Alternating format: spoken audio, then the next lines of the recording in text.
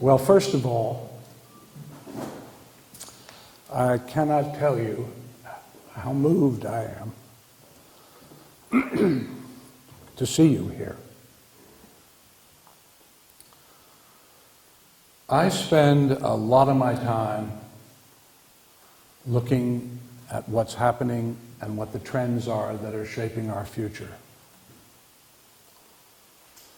And I don't need to tell you that over the last 10 or so years, the last 30 years, the world that most of us grew up in has been slowly slipping away. We face a perfect storm of transition.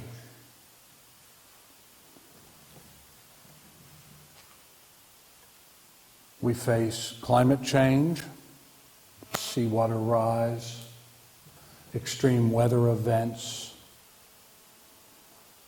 We face a world in which the bipolar certitudes that govern the geopolitics of our lives most of the time, the Soviet Union and the United States, which seems so scary and dangerous, actually begins to look rather safe and comfortable. And it will be replaced with a multipolar world that will result, for the first time in 500 years,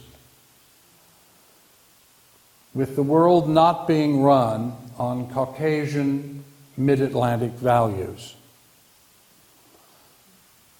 The United States is becoming a majority-minority country. We are facing the collapse of an illness profit system, which is the largest cost in our budget. You can go on and on. We are 37th in the world in terms of health care. We're 31st in the world in terms of maternal mortality. You would do better to have your child in Latvia than in the United States. For a whole series of reasons, we face what could be, but need not be, a rather difficult future. So I began looking at these trends almost 40 years ago. I got paid by the government to do it originally, and I've just kept at it. And somewhere a few years ago, I began to realize that as the corporatocracies arose, the rise of the virtual state, which is the biggest geopolitical change since the rise of nations at the end of the 19th century, Italy, Germany, end of the 19th century, for instance, that most of the certitudes that we took for granted are shifting beneath us. And that the middle class that was created in the post-war era through such things as the GI Bill and the GI Housing Bill that many of us began. 6% of Americans were college graduates at the end of the Second World War. Within 20 years, over 20% were, and now it's higher than that. But again, it is becoming harder and harder because of the student debt, which now exceeds credit card debt. And you probably know a 20 or late teen, early 20s person who's laboring under more debt than you could have had the first time you bought a house. My daughter graduated from her master's degree with a debt that, even with my help, was greater than the price of the first house I bought. So it looks very bleak in many ways. And yet, as I looked at this, I realized that there was, at the same time,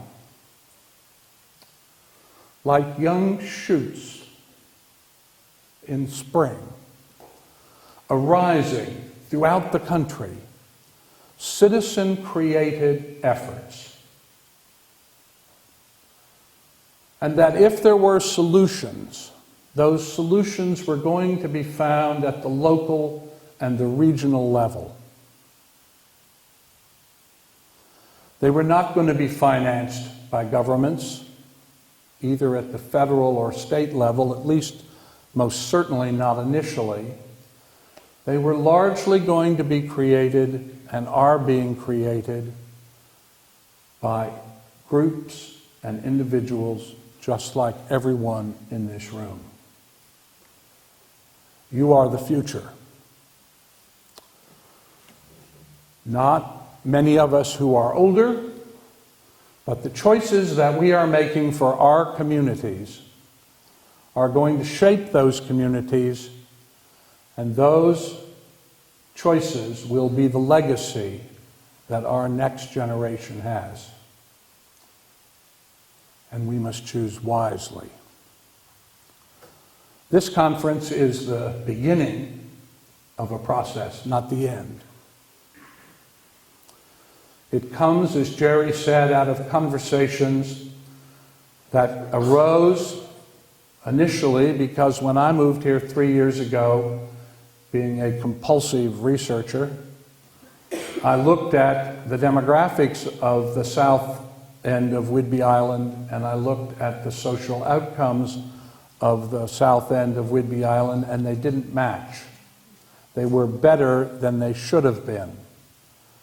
And when I got here and got to know people and began to meet people like Lynn Williford or Kathy at Good Cheer, or a host of others who are in this room, I realized that it was because of those individuals who began individually created, small and growing community structures that a social safety network had been created that was protecting us like the Earth is protected by the magnetosphere from the worst vicissitudes of the present.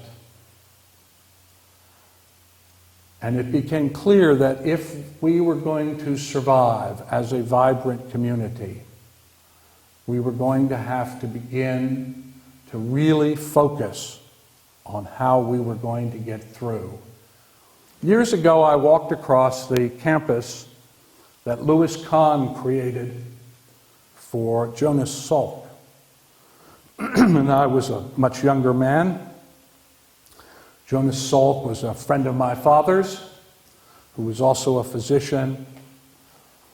And so he was kind enough to let me come and interview him.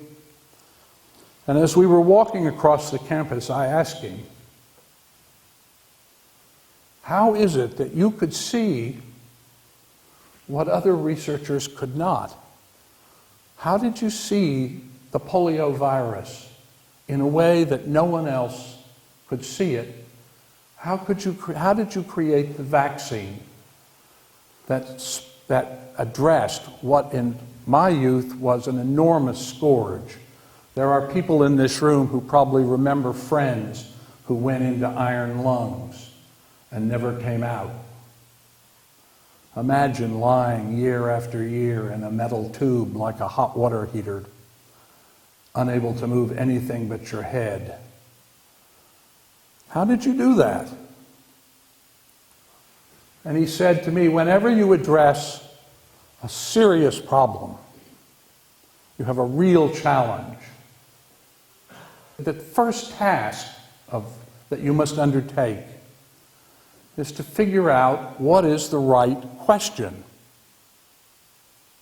Because if you don't ask the right question, you will not get answers that are meaningful to the problem that you're dealing with. And so I would pose to you that in this time of difficulty, when things look quite bleak in many ways, and we are riven as a country into two great competing cohorts of people who seem less and less able to speak to one another, that the right question is, in the face of this perfect storm of transition, how will individuals, families, and communities get through while maintaining a decent quality of life for their community's members? I think that is the question. And the answer, I would suggest to you,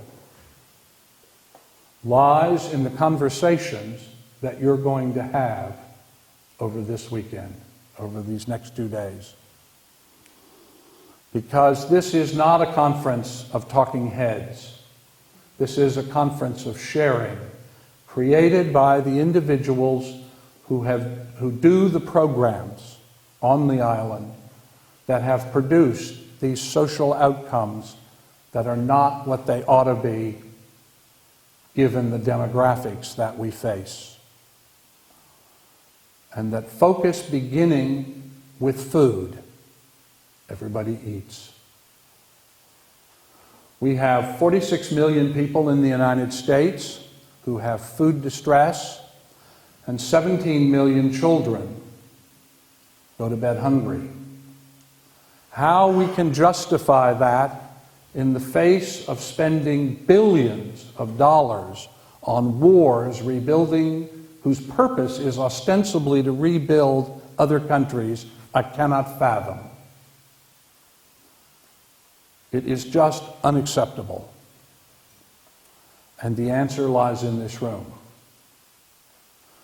We, I hope, are beginning a dialogue and a sharing that will go on for the next 5 years at least, as the communities that you come from and the community that I come from join together to figure out how Cascadia is going to prosper, and how cities and regions in other parts of the country can also prosper by the choices that they make. Because this is about individual choices. I was in government during the Watergate period and knew most of the people that were involved. I left government at the end of it because I got to a point where I couldn't tell the good guys from the bad guys.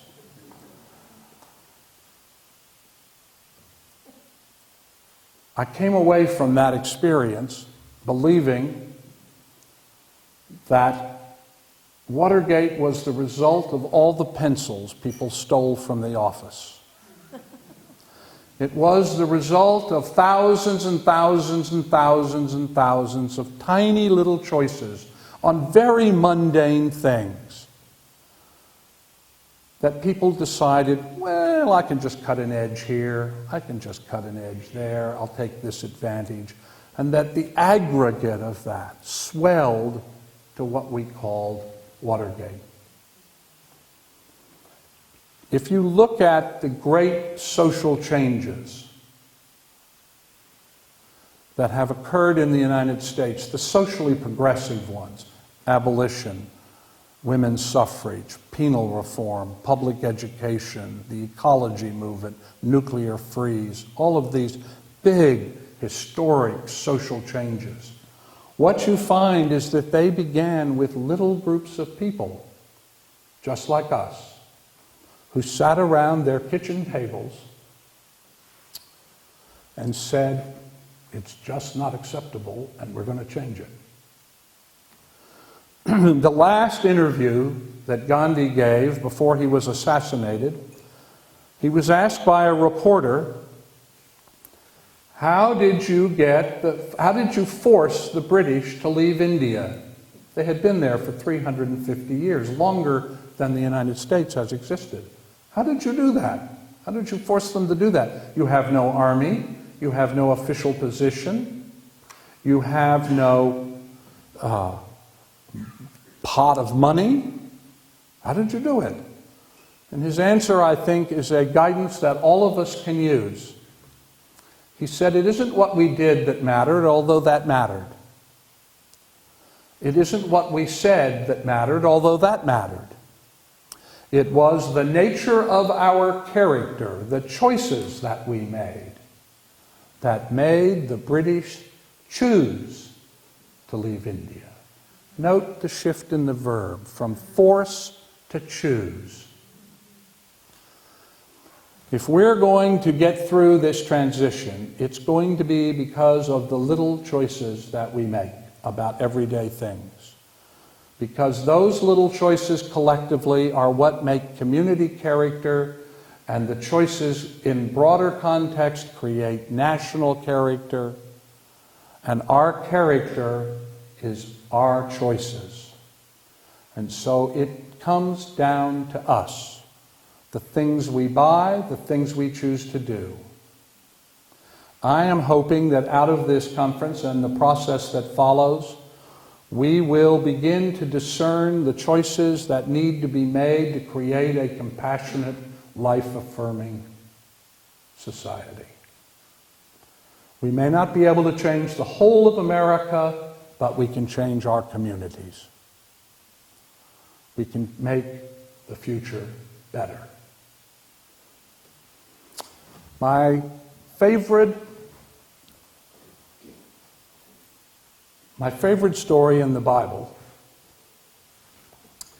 is the story of Abraham at the oak grove of Mamre.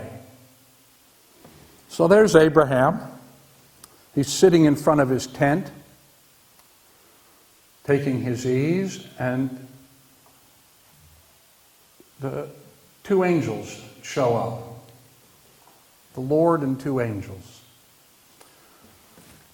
And they say to him, Abraham, we're going to go down and destroy Sodom and Gomorrah. I mean, we're not talking about Detroit or Seattle, it's Sodom and Gomorrah. I mean, these stories, they make it really clear. And Abraham says, of course it's hopelessly patriarchal, well, if there were 50 good men, would you save the city? This is about 1850 BCE, and there were in those cities something like 25,000 people. If there were 50 good men, would you save the city? And the Lord said, yes. If there were 50 good men, I would save the city. About 30. They eventually negotiated down to 10. This is a good data point for us.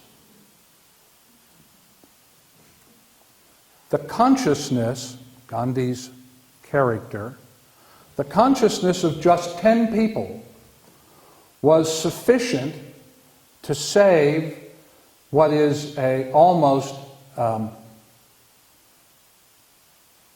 exaggerated, not almost, what is an exaggerated and completely over-the-top social construct, Sodom and Gomorrah. Think about that for a minute. 10 people. Well, as it turns out, there aren't 10 good people, there's only one. That's Lot. And so the angels go down, but they can't destroy the city if even one good man, read one good human being, is in the city. So they tell him he's got to leave because they can't do it as long as he's there. And he says, well, can I go up into this village that's nearby? And they say yes. And so we have a second data point. The consciousness of one person is sufficient to impede the destruction of the many. And so I think the question is, who do we choose to be? And what do we choose to do? And if it's not now, then when is it? And if it's not us, then who? There are enough people in this room to change our culture. That's what you get from looking at the great social transformational movements in the United States. All of them almost all of them anyway, the ones I listed, began with a tiny little group of Quakers, this unusual group of people. There are 158,000 roughly Quakers in the United States today. In the whole of American history, there have been less than 1 million. Most people have never met one, don't know anything about them. There is a Quaker meeting here on Whidbey, but most people have no idea what Quakers are about or what they believe or how they conduct services or anything else. And yet this tiny little group of people, by the choices that they made, created these great social movements. I've been involved 4 times in my life in changing history. In the 50s and 60s, it was civil rights, and I mostly just got arrested. In the 70s, it was the transformation of the American military from an elitist conscription organization to an all-volunteer meritocracy. In the 80s, it was the citizen diplomacy movement that created back channels between the Soviet Union and the United States. And the 4th one, and I think by far the most important one ultimately, is this one. And that is the movement to create the citizen programs that will reclaim the world and that will make it in the form that we want. It's our choice. If it doesn't work, we have no one to blame.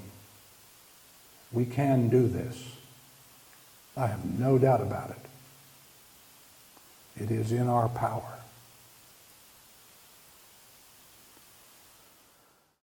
That's how we're going to do this. You build this thing just like civil rights was built, just like the women's movement was built. You build it one person at a time, little by little, making tiny choices. I just want to close by saying again how deeply moved I am that you're here and that you cared enough to come and cared enough to participate. We are the future. Let's make it a happy one. Thank you.